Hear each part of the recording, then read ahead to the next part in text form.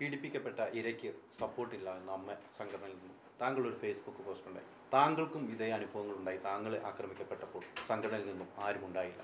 എന്താണ് താങ്കൾ ഇത്ര പെട്ടെന്നൊരു ഫേസ്ബുക്ക് കുറിക്കാനുള്ള പ്രചോദനം? അല്ല, അതിനകത്ത് വേറെ ഒന്നുമില്ല. ഞാൻ ജനറൽ ബോഡി നടക്കുമ്പോൾ ഞാനിവിടെ ഉണ്ടായിരുന്നില്ല, ഞാൻ പുറത്തായിരുന്നു.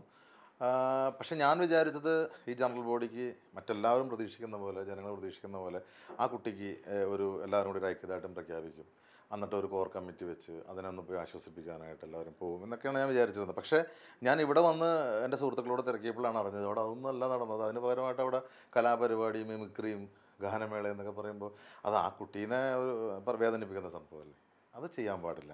ഞാൻ പറയട്ടെ, ഒരു സംഘടനയിലേക്ക് ഒരു അംഗത്തിനെ എടുത്തു കഴിഞ്ഞാൽ അവരെ കുറച്ച് കാര്യങ്ങളെല്ലാം നോക്കാൻ ഈ മേലന്മാർ ആണ്, അവർ നോക്കണം. അതാണ് ഞാൻ വ്യക്തമായിട്ട് എഴുതിയത്. ഇമേജ് നോക്കിയിട്ടാവരുത് ഒരാളെ, അല്ലെങ്കിൽ ഇവർ തന്നെ നിൽക്കരുത്, ഞങ്ങളെ കൊണ്ട് പറ്റില്ല കേട്ടോ എന്ന് നിൽക്കരുത്.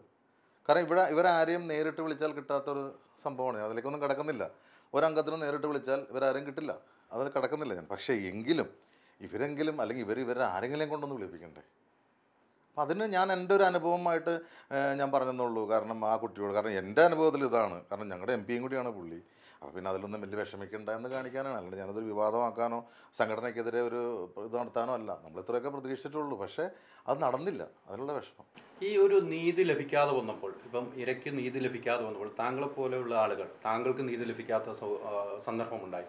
പിന്നെ എന്തുകൊണ്ട് ഇത്ര വൈകി താങ്കളൊക്കെ? അല്ല, എനിക്ക് നീതി എന്ന് പറയാം, എൻ്റെ കാര്യം ആ കുട്ടിയുടെ കാര്യം രണ്ടും ഡിഫറൻ്റാണ്. ഇപ്പോൾ ഞാനൊരു ചാനലിൽ ഒരാളിരുന്ന് പറഞ്ഞു കേട്ടു 2.5 മണിക്കൂറില്ല ആ കുട്ടി പീഡിപ്പിക്കപ്പെട്ടുള്ളൂ എന്ന്. എന്തൊരു മണ്ടത്തരമാണ് ഇങ്ങനെയൊക്കെ വിളിച്ച് പറയുക. 2.5 മണിക്കൂർ പോയിട്ട് 2 മിനിറ്റ് അവനവൻ്റെ സഹോദരിയോ അവനവൻ്റെ അമ്മയോ പെങ്ങളൊക്കെ ഒന്ന് ആലോചിച്ച് നോക്കൂ. ഞാനൊക്കെ വൈകിയെന്ന് വെച്ചാൽ എത്രയോ ആൾക്കാരുണ്ട്. ഞാനൊക്കെ ആ ഒരു സംഘടനയുടെ ഒന്നുമല്ല.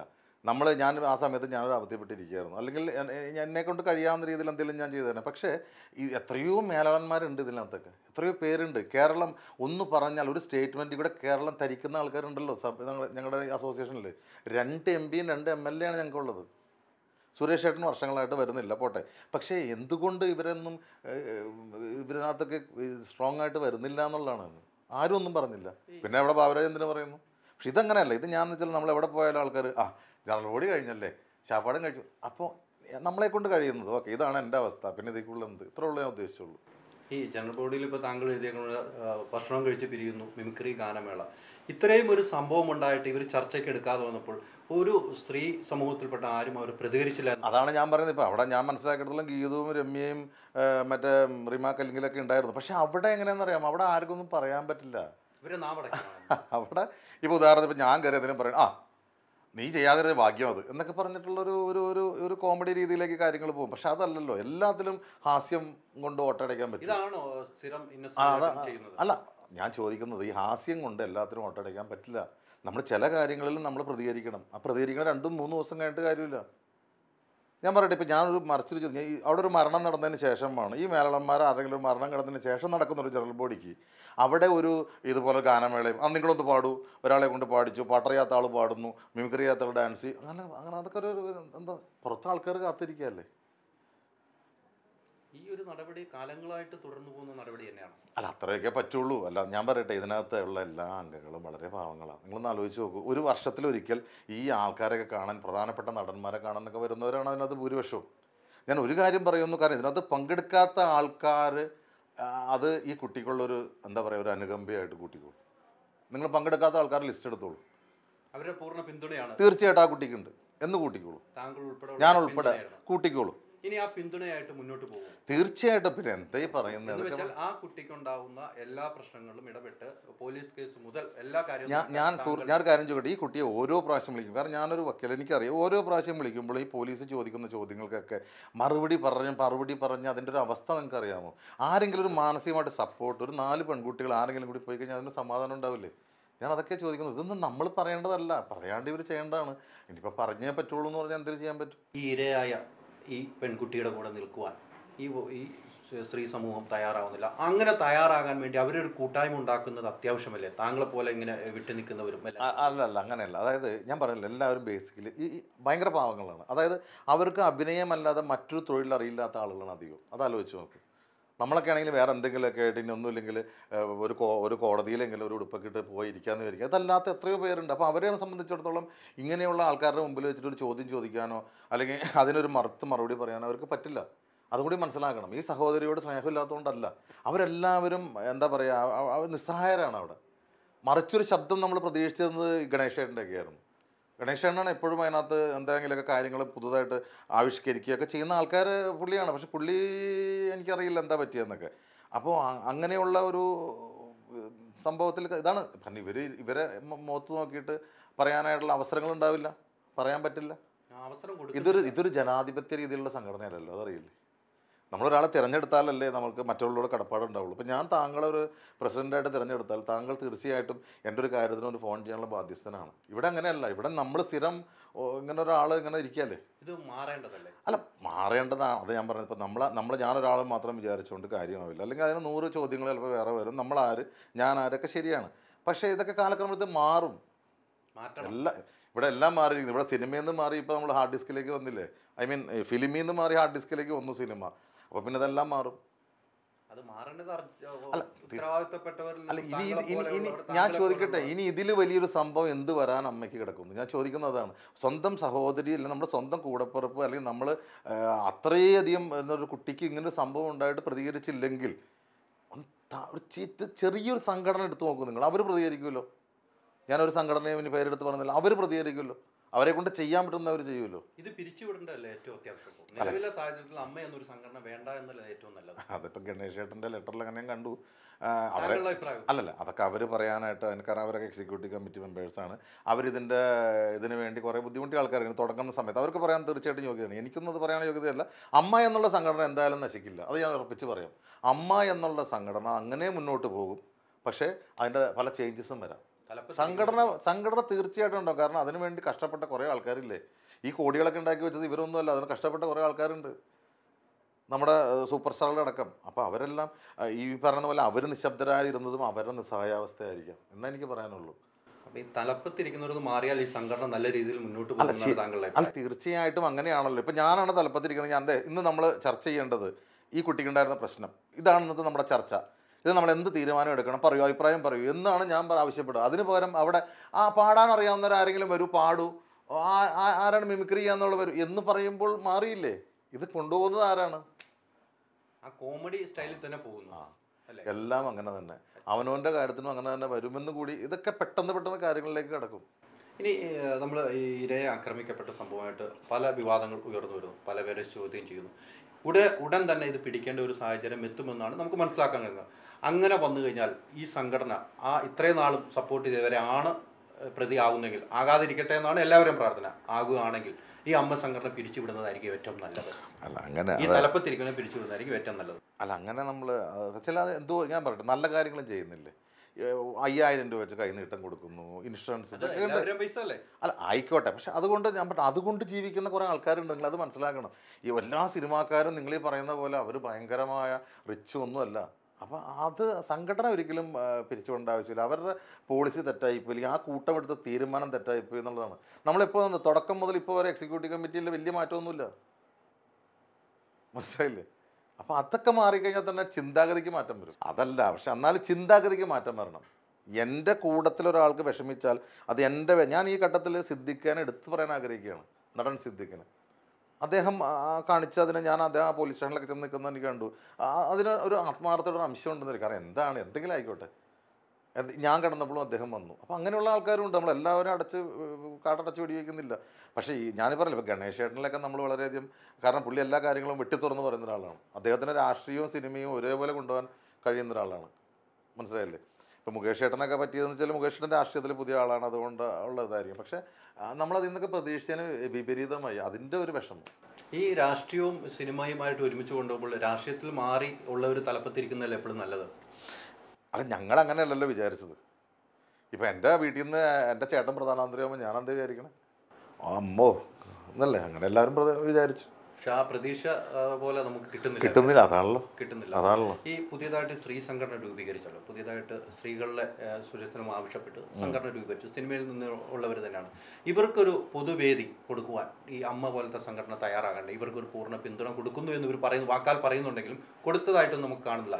ഇവരെ സംസാരിക്കാൻ അനുവദിക്കാത്ത ഒരു സിറ്റുവേഷനാണ് അന്നത്തെ സംഘടനയിൽ ഉണ്ടായത്. ആ ഒരു സംഘടനയെ ഒന്നുകൂടി വളർത്തിയെടുത്താൽ സ്ത്രീകളുടെ സുരക്ഷിതമായിട്ട് മുന്നോട്ട് പോകാൻ കഴിയുമെന്ന് തോന്നുന്നുള്ളതാണ്. അല്ല, അവർ സംസാരിച്ചില്ല എന്നാണ് എനിക്ക് മനസ്സിലായത്. കാരണം അവരതിനെ ആവശ്യപ്പെട്ടില്ല എന്നുള്ളതാണ്. കാരണം തീർച്ചയായിട്ടും ഞാനീ പറഞ്ഞില്ലേ, ഞാൻ ഗീതവും രമ്യ ബേശനും റിമാക്കലും എല്ലാം നമ്മുടെ സുഹൃത്തുക്കൾ. പക്ഷേ അവരങ്ങനെ ഒരു ആവശ്യം ഉന്നയിച്ചില്ല. കാരണം ഞാൻ പറഞ്ഞില്ലേ, അവിടെ അങ്ങനെ ഒരു ആവശ്യം ഉന്നയിക്കാൻ പറ്റില്ല. നിങ്ങൾ വിചാരിക്കുന്ന പോലെ ഒരു ജനറൽ ബോഡിയോ അല്ലെങ്കിൽ അതിൻ്റെ ഒരു സീരിയസ്നെസ് ആയിട്ട് കൊണ്ടുവന്ന സംഭവം അല്ല അത്. ഈ പറയുന്ന പോലെ ഒരു വേറൊരു ടൈപ്പാണ്.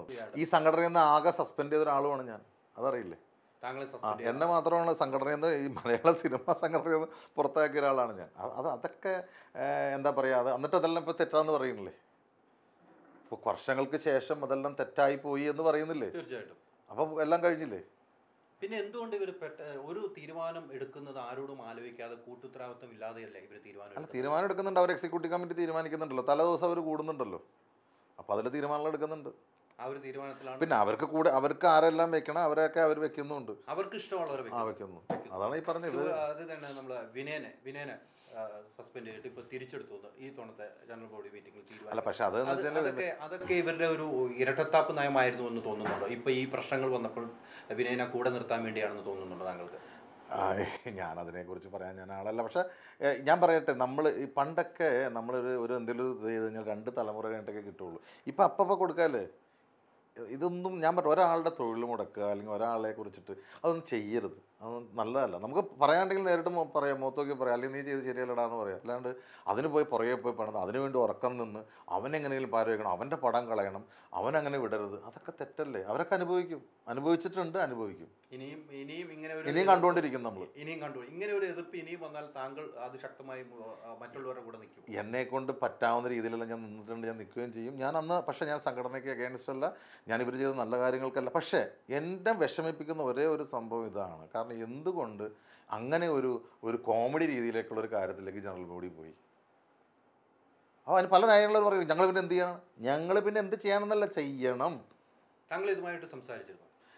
ഞാൻ ആരോട് സംസാരിക്കാനാ പറയൂ? ഞാൻ ആരോടും സംസാരിച്ചിട്ടില്ല. കാരണം എൻ്റെ ഒരു അവസ്ഥയിൽ ഞാൻ വിളിക്കാത്ത ആൾക്കാർ ഞാൻ പറഞ്ഞല്ലോ, ഞാൻ ആരോടും ഞാൻ എൻ്റെ സത്യം പറഞ്ഞാൽ ഇന്നലെ എൻ്റെ ഒരു മനസാക്ഷിക്ക് തോന്നിയൊരു കുറിപ്പ് എഴുതിയതാണ് ഞാൻ. അതായത് വിഷമിച്ചിട്ട് കാര്യമില്ല, എൻ്റെ അവസ്ഥ ഇതാണ്, എത്രയൊക്കെ പ്രതീക്ഷിച്ചാൽ മതി. സപ്പോർട്ട് കൊടുത്താണ്. അതെ, ഞാൻ ഇന്നലെ വന്നോളൂ, ഞാൻ ഖത്തറിലായിരുന്നു. ഞാൻ ഇന്നലെ വന്നു കഴിഞ്ഞപ്പോൾ ഞാൻ സപ്പോർട്ട് കൊടുത്തു. അതാണ് എൻ്റെ സംഭവം. നിലവിലെ സാഹചര്യം വെച്ച് നമുക്കൊന്നും സിനിമ തകരുന്ന ഒരു വക്കിലേക്ക് എത്തുന്നത്. കാരണം സിനിമ തകരുവാന്നല്ല, മറ്റു പ്രൊഡ്യൂസർമാർ തകരുവാന്നല്ല, സിനിമാ നടന്മാരുള്ള വിശ്വാസം നഷ്ടപ്പെടുന്നതായിട്ട് പൊതുസമൂഹത്തിൽ നഷ്ടപ്പെടുന്നതായിട്ട് തോന്നുന്നുള്ളൂ. സിനിമാ നടന്മാരോട് അല്ലാണ്ടും അല്ലെങ്കിൽ ജനങ്ങൾക്ക് അത്ര വലിയ വിശ്വാസമൊന്നുമില്ല. കാരണം നമ്മൾ പല ഘട്ടത്തിലും കണ്ടിട്ടുണ്ട്. ഇപ്പോൾ ലാലേട്ടൻ്റെ ആനക്കൊമ്പ് പ്രശ്നം വന്നപ്പോൾ ആൾക്കാരൊക്കെ, മമ്മൂക്കയുടെ അതുപോലെ ബന്ധസ്ഥലത്തിൻ്റെ പ്രശ്നം വന്നപ്പോൾ, അപ്പോൾ നമ്മുടെ ജനത്തിൻ്റെ ആറ്റിറ്റ്യൂഡ് വേറെയാണ്. പക്ഷേ ഇപ്പോൾ അങ്ങനെയല്ല. ഇപ്പോൾ ഉള്ള പ്രശ്നം എന്ന് വെച്ചാൽ ഒരു പുച്ഛം ജനങ്ങൾക്ക് വന്നിട്ടുണ്ട്. അതാണ് പ്രശ്നം. ഒരു സംഘടന എന്നുള്ള നിലയ്ക്ക് നമ്മളൊരു സംഘടനയിൽ അംഗമാകുമ്പോൾ നമുക്ക് തോന്നുകയാണ്, നമുക്ക് ഇത്രയും ആൾക്കാരുണ്ട് ഇല്ലേ? ഇപ്പോൾ പറഞ്ഞ പോലെ ഗണേശേട്ടൻ മന്ത്രിയാകുമ്പോഴും അല്ലെങ്കിൽ മുകേഷേട്ടൻ MLA ആകുമ്പോഴും അല്ലെങ്കിൽ ഇദ്ദേഹം MP ആകുമ്പോഴൊക്കെ നമുക്ക് തോന്നും, നമ്മുടെ ആളുണ്ടല്ലോ, ഒന്നും വേണ്ടിയിട്ടല്ല. പക്ഷെ ആ ഒരു ബലം ഇല്ലാതാവുകയാണ് ചെയ്യുന്നത്. ഞാൻ എൻ്റെ കാര്യത്തിലല്ല പറയുന്നത്, മറ്റേ കുട്ടിയുടെ കാര്യത്തിലാണ്. ഇവരുടെ കൂടെ എത്രയോ പേര് നായകന്മാരായ അഭിനയിച്ച എത്രയോ ആൾക്കാരുണ്ട്. അപ്പോൾ അതുകൊണ്ട് ഞാൻ പറയുന്നത്, ആ കുട്ടിക്കുള്ള സപ്പോർട്ട് അതിനകത്ത് പങ്കെടുക്കാതിരുന്ന ആൾക്കാരുടെ എണ്ണത്തിൽ കൂടെ കൂട്ടുക, ആ കുട്ടിയുടെ ആശ്വാസം. തീർച്ചയായിട്ടും ഞാൻ അറിഞ്ഞിട്ട് പങ്കാളികൾ അല്ലെങ്കിലും ഇപ്പോൾ ഞാൻ ആ കുട്ടിക്ക് തീർച്ചയായിട്ടും കാരണം അതിനോടൊക്കെ ഇടപഴകിയ ആൾക്കാർക്ക് അതിൻ്റെ വിഷമം അറിയുള്ളൂ. കാരണം എത്രയോ ഹ്യൂമൻ സെൻസ് ഉള്ളൊരു കുട്ടി, അത് പലപലാന്ന് സംസാരിക്കുന്നൊരു കുട്ടി, അതിന് ഇങ്ങനൊരു അവസ്ഥ വന്നപ്പോൾ സത്യം പറഞ്ഞാൽ നമുക്ക്, ഞാൻ ആ സമയത്ത് ഹോസ്പിറ്റലായിരുന്നു, ഞാൻ ഒരാഴ്ച. പക്ഷേ എനിക്ക് എൻ്റെ വിഷമം അതുകൊണ്ടാണ് ഞാൻ പറയുന്നത്. ഇതൊന്നും ശരിയല്ല. ഈ നമ്മൾ പറയേണ്ട കാര്യം അപ്പോൾ പറയണം, അല്ലാണ്ട് 3 ദിവസം കഴിഞ്ഞ് പോയി മെഴുകുതിരിച്ചിട്ട് കാര്യമില്ല. എവിടെ പോയിട്ട് മെഴുകുതിരിച്ച ആൾക്കാരൊക്കെ ഇതിനകത്തൊരു സംഭവം ഉണ്ട്. പെട്ടെന്ന് കുറേ ആൾക്കാർ പ്രതികരിക്കും, 2 ദിവസം കഴിയുമ്പോൾ അവരുടെ വായടയ്ക്കും. എപ്പോഴും എന്ത് കാര്യത്തിനും ഗ്ലോബൽ എഴുതുന്ന ആളുകൾ വരെ ഉണ്ട് ഈ സിനിമ ഫീൽഡിൽ. അവരൊന്നും പ്രതികരിച്ച് കണ്ടിട്ടില്ല എന്ന് തോന്നുന്നുണ്ടോ താങ്കൾക്ക്? അല്ല, അത് പ്രതികരിക്കില്ലല്ലോ. അതുകൊണ്ടല്ലേ എന്നെ പോലെയുള്ള ഒരാൾ പ്രതികരിക്കേണ്ടി വരുന്നത്. ഇവരൊക്കെ ഇത്രയും മഹാനടനാണെന്നാണ് നമ്മളെല്ലാവരും വിശ്വസിക്കുന്നത് എല്ലാ കാര്യത്തിനും. ഇവർ അതുപോലെ തന്നെ ഇപ്പം താങ്കൾ പറഞ്ഞ മെഴുകുതിരി കത്തിച്ച ആളുകൾ, ഇവരെല്ലാം മാറി നിൽക്കുമ്പോൾ ഈ സമൂഹം എങ്ങോട്ട് പോകുന്നു? ഒരു കൂടെ നമ്മൾ ഈ കുട്ടിയുടെ ഒരു കാര്യത്തിൽ നിന്നും നമ്മൾ മനസ്സിലാക്കേണ്ടത്, നമ്മുടെ സമൂഹത്തിൽ വേറെ ഇഷ്ടം പോലെ പെൺകുട്ടികളുണ്ടല്ലോ, അവർക്ക് എന്തെങ്കിലും വന്നാലും ഇതിനെ ശ്രദ്ധിക്കാത്ത കാര്യത്തിൽ നമ്മൾ അവരെ ശ്രദ്ധിക്കാൻ പറ്റുമോ? ഇത് ജനങ്ങൾക്കെല്ലാം ഇപ്പം എന്താ പറയുക, ഒരു ഡിറ്ററൻറ്റ് തിയറി എന്ന് ഞങ്ങൾ ഈ പഠിക്കുന്ന പോലെ ഇതെല്ലാവർക്കും ഒരു പേടി, അയ്യോ അങ്ങനെ സംഭവം ഉണ്ടാവും, ഇങ്ങനൊരു സംഭവം ഉണ്ടാവും എന്ന് വെച്ചിട്ട് മറ്റുള്ളവർ അതിൽ നിന്ന് മാറ്റി നിർത്താനുള്ള ഒരു സംഭവമാണ്. നമ്മളൊരു സമൂഹത്തിലൊരു പ്രശ്നം ഉണ്ടാകുമ്പോഴല്ലേ എല്ലാവർക്കും അതിൻ്റെ ഭവിഷ്യത്തുകളെ കുറിച്ച് അറിയുള്ളൂ. ഇപ്പോഴാണ് നമ്മൾ വാട്സപ്പിൽ എന്തെങ്കിലും അയച്ചു കഴിഞ്ഞാൽ ഭവിഷ്യത്തുണ്ടെന്ന് മനസ്സിലാക്കുന്നത്. ഓരോരുത്തർ അറസ്റ്റ് ചെയ്യുമ്പോഴും പ്രശ്നം ഉണ്ടാകുമ്പോഴേ ഉള്ളൂ ഇല്ലേ എന്ന് പറഞ്ഞ പോലെ ഇങ്ങനൊരു സംഭവത്തിന് ഇങ്ങനെ അല്ലെങ്കിൽ എത്രയോ ഞരമ്പ് രോഗികൾ നമ്മുടെ കൂട്ടത്തിലുണ്ട് ഇല്ലേ, എന്തൊക്കെ ഉണ്ടാകാം. അപ്പോൾ ഈ കുട്ടിക്ക് പറ്റിയതിൽ നിന്നും അതൊരു പാഠം പഠിക്കാൻ പറ്റിയില്ലെങ്കിൽ ഇത് മറ്റ് സ്ത്രീ സംഘടന ഉണ്ടായിട്ട് ഒന്നും ഒരു കാര്യമില്ല. ഈ കുട്ടിക്കുണ്ടായ സംഭവമായിട്ട് താങ്കൾ പറയുന്ന എനിക്ക് മനസ്സിലാവുന്നത്, ഈ കുട്ടിക്കുണ്ടായ സംഭവത്തിൽ ഇനി ഒരു സംഘടന ഉണ്ടായിട്ട് കാര്യമില്ല. ഇതേ അനുഭവമായിരിക്കും ഇനി സിനിമാ ഫീൽഡിൽ നിൽക്കുന്ന മരുന്നുകൾക്ക് ഉണ്ടാകുന്നു എന്ന് വിചാരിച്ചെങ്കിലും പ്രതികരിക്കേണ്ടതായിരുന്നു. തീർച്ചയായിട്ടും അതാ ഞാൻ പറയുന്നത്. ഇവർ പോയി, ഞാൻ ആ മുഖ്യമന്ത്രിയും എല്ലാവരോടും പോയി കണ്ടു കഴിഞ്ഞപ്പോൾ ഞാൻ അവരെ കുറ്റം പറയുകയല്ല, അവർ പോയി കണ്ട, പിന്നെ അത് കളക്റ്റീവാണ്, അത് അമ്മ സംഘടനയിൽ മാത്രമല്ല മൊത്തം സ്ത്രീകൾക്ക് വേണ്ടിയുള്ള സംഘടനയാണെന്നാണ് ഞാൻ മനസ്സിലാക്കുന്നത്. അവർ പോയി കണ്ടപ്പോൾ ഞാൻ വിചാരിച്ചു ഓക്കെ ഇത് വലിയൊരു സാധ്യമാകും. പക്ഷേ പെട്ടെന്ന് അതൊന്ന് ഡിമ്മായ പോലെ തോന്നി എനിക്ക്. അവരുടെ ആ ഊർജം ആരോ ഊറ്റിക്കളഞ്ഞ പോലെ തോന്നി. അതും ഇവരെ വല്ല ഭീഷണി അഭിനയത്തിൽ നിന്ന് മാറ്റി നിർത്തുമെന്നുള്ള ഒരു വിലക്കോ അങ്ങനെ എന്തെങ്കിലും വന്നതായിട്ട് താങ്കൾക്ക് തോന്നുന്നു? അല്ല, അങ്ങനെ ഇവര് വേഷം കൊടുക്കുന്ന ആൾക്കാരൊന്നും ഇല്ലല്ലോ അതിനകത്ത്. ഇവരായിട്ട് അഭിനയിക്കുന്ന ആൾക്കാരൊന്നും ഇല്ല അതിനകത്ത്. അതെന്തോ ഈ പറയുന്ന പോലെ എല്ലാത്തിനും പോലെ കാലം തെളിയിക്കുമല്ലോ. എന്തായാലും അമ്മ സംഘടനയെക്കുറിച്ച് ഒരു ആവർത്തി ചോദ്യങ്ങൾ ചോദിക്കുന്നു. അമ്മ സംഘടനയുടെ തലപ്പത്തിരിക്കുന്നവർ മാറിയാൽ മാത്രമേ ഈ സംഘടനയ്ക്ക് ഒരു വിജയം ഉണ്ടാവുകയുള്ളൂ. ഞാൻ പറയുന്നത് വിജയിക്കുക എന്നുള്ളത് രണ്ട് രീതിയിലുള്ള വിജയമുണ്ട്. സാമ്പത്തികമായിട്ടുള്ള വിജയം എന്നാണ് ഉദ്ദേശിക്കുന്നതെങ്കിൽ ഞാനത് പറയാൻ ആളല്ല. പക്ഷെ മറിച്ച് ഇതൊക്കെ അംഗങ്ങളുടെ ഒരു പ്രശ്നത്തിന് പ്രതികരിക്കണം. അതാണ് ഒരു സംഘടന എന്ന് പറഞ്ഞാൽ ഞാൻ മനസ്സിലാക്കിയെടുത്തോളം. പ്രതികരിക്കേണ്ട സമയത്ത് പ്രതികരിക്കണം, അല്ലാതെ അവിടെ നമ്മൾ കൊഞ്ഞനം കാണിച്ചിട്ട് കാര്യമില്ല. അത്രേ ഞാൻ പറയുന്നുള്ളൂ. അത് തലപ്പത്തിരിക്കുന്നവർ മാറിയാലും മാറിയില്ലെങ്കിലും തലപ്പത്തിരിക്കുന്നവർ മാറണമെന്നില്ല, അവർക്ക് തന്നെ മാറിയാൽ മതി. അല്ല, ഒരു ജനാധിപത്യ രാജ്യത്തിൽ ഒരു ഇലക്ഷൻ നടത്തി തന്നെ വേണമെന്നാണ് ഏറ്റവും നല്ലതെന്ന് താങ്കൾ പറയുന്നു. ആ ഒരു സംവിധാനത്തിലേക്ക് ഇത് അമ്മ സംഘടന എത്തണമെങ്കിൽ ആര് വിചാരിക്കണം? അവിടുത്തെ മെമ്പേഴ്സ് വിചാരിക്കണം, അംഗങ്ങൾ വിചാരിക്കണം ഞങ്ങൾക്ക് ഇലക്ഷൻ വേണം എന്ന് പറയാൻ പോലും അവർ തയ്യാറല്ലെങ്കിൽ എന്ത് ചെയ്യും? ഭയപ്പെടുന്നു. ആരെ ഭയപ്പെടുന്നു? അല്ലാതെ അതിപ്പോൾ ആരെ ഭയപ്പെടണമെന്ന് ചോദിച്ചാൽ നമ്മൾ എന്താണ് അതിനൊരു മറുപടി പറയുക? അതിപ്പോൾ ആ ഭയത്തിനൊരു മറുപടി ഇല്ല. അത് ഇല്ലാത്ത ഭയമാണ്. അതായിരിക്കും ആ ഭയം മാറണ്ടേ? തീർച്ചയായിട്ടും മാറണം. ഭയം മാറാനുള്ളവരുടെ കൂട്ടത്തിൽ താങ്കൾ ഉണ്ടാവുമോ? തീർച്ചയായിട്ടും ഞാൻ പറഞ്ഞു കഴിഞ്ഞല്ലോ. ഇനിയും ആ കൂട്ടത്തിൽ തന്നെ 100%. താങ്കൾ പറഞ്ഞ പോലെ ഇരയുടെ സംഭവമായിട്ട് വന്നിട്ട് അമ്മ സംഘടനയിൽ പോകാൻ എനിക്ക് ആ കുട്ടീനെ ഇരാന്ന് വിളിക്കുമ്പോൾ പോലും എൻ്റെ മനസ്സിൽ പെടപ്പ. സത്യം, ഇരാന്ന് പറഞ്ഞേക്കുമ്പോൾ എന്താണ് ഒരു വാക്കിൻ്റെ ഒരു അർത്ഥം പോകുന്ന പോക്കെ? ഇര എന്ന് പറഞ്ഞാൽ എന്താണ്? വേട്ടയാടപ്പെടുന്ന ഒരു സംഭവം. പക്ഷെ സ്ഥിരം അത് പറയുമ്പോൾ തന്നെ നമുക്കൊരു വിഷമമാണത്. അത് വേറെ ആർക്കും ഉണ്ടാവാതിരിക്കട്ടെ. അത് ഈ ചാനൽ ചർച്ചകൾ കയറിയിരുന്ന കുറേ ആളുകൾ മാന്യന്മാരാകുന്നതായിട്ട് തോന്നുന്നുണ്ട് താങ്കൾക്ക്? അല്ല, അതിപ്പോൾ സ്ഥിരമായിട്ട് ചില ആൾക്കാർ ഇപ്പോൾ വീട്ടിൽ തന്നെ ക്യാമറ സ്ഥാപിച്ചിട്ടുണ്ടെന്നാണ് അറിയാൻ കഴിയുന്നത്. ചില ആൾക്കാരുടെ വൈകിട്ട് ഡ്രസ്സ് മാറി വന്നിരിക്കുക പറയാം. അതിൽ എനിക്കൊന്നും പറയാനില്ല. പക്ഷെ ഇവർ പറയുന്നതെല്ലാം ശുദ്ധ മണ്ടത്തരമാണ്. ഈ ഇരയ്ക്കെതിരെ ഫേസ്ബുക്ക് കുറിച്ചവരെ കുറിച്ച് എന്ത് പറയുന്നു? ഫേസ്ബുക്കിൽ ഇരയ്ക്കെതിരെ കുറേ പാടില്ലായിരുന്നു. കാര്യം രണ്ടും നമ്മുടെ സുഹൃത്തുക്കളാണ്. നിങ്ങൾ ഉദ്ദേശിച്ച രണ്ടുപേരും നമ്മുടെ സുഹൃത്തുക്കളായിരുന്നു. അത് പാടില്ലായിരുന്നു. അത് പാടില്ല എന്ന് മനസ്സിലായതുകൊണ്ട് തന്നെയാണ് അദ്ദേഹം അത് പിൻവലിച്ചതെന്ന് എനിക്ക് തോന്നുന്നു. ഞാൻ പറയട്ടെ, ഈ സിനിമാക്കാർ പൊതുവെ പെട്ടെന്ന് വികാരത്തിൽ ചിലപ്പോൾ ഒരു പക്ഷേ തൻ്റെ സുഹൃത്തിന് ഒരു ആപത്ത് വരാൻ പോകുന്നത് കൊണ്ടായിരിക്കാം. പക്ഷെ പാടില്ല. നമ്മൾ ആലോചിക്കണ്ടേ, മറ്റേ സൈഡും കൂടി ആലോചിക്കണ്ടേ.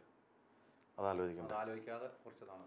എന്തായാലും ഇത്രയും നേരം ഈ സമയം ഞങ്ങൾക്ക് വേണ്ടി ചെലവഴിച്ചത് വളരെ നന്ദി. Thank you. താങ്കൾ വിചാരിക്കുന്ന പോലെ തന്നെ അമ്മ സംഘടന നല്ല രീതിയിലേക്ക് വരുമെന്ന് നമുക്ക് പ്രാർത്ഥിക്കാം, സമാശ്വസിക്കാം. തീർച്ചയായിട്ടും. Thank you.